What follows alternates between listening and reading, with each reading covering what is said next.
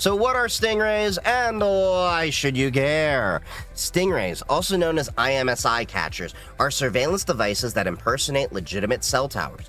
Your phone connects to them automatically because that's what phones are built to do. And once it connects, the stingray can capture your device's IMSI and IMEI identifiers, track your physical location, intercept SMS and call metadata, downgrade your connection to 2G, and in some cases, even manipulate or spy on data traffic. And this isn't hypothetical. That Straight Arrow News investigation I mentioned earlier caught stingray-style surveillance being deployed at an anti-ICE protest, as I mentioned earlier.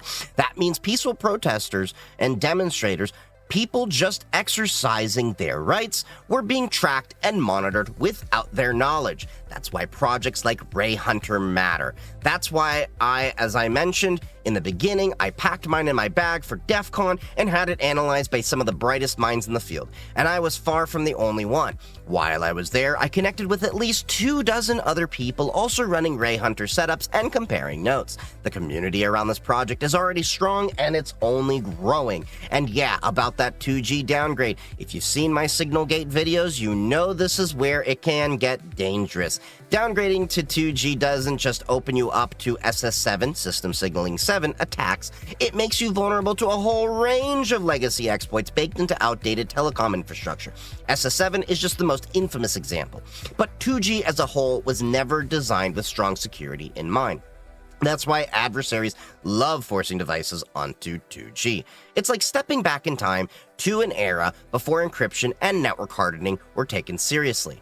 One mitigation, if you're using Graphene OS, it actually has a built-in option to completely disable 2G. Just go to Settings, Network and Internet, SIMs, or your SIM/eSIM, allow 2G, and toggle that option to off.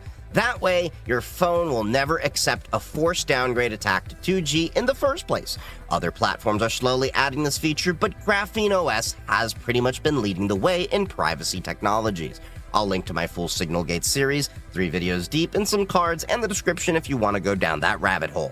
And let me just say, I'm a huge supporter of the EFF, the Electronic Frontier Foundation. They've been on the front lines for decades fighting for privacy, free expression, and digital rights. If you value being able to run projects like this, if you want someone in your corner when governments push for backdoors and surveillance laws, please consider supporting the EFF.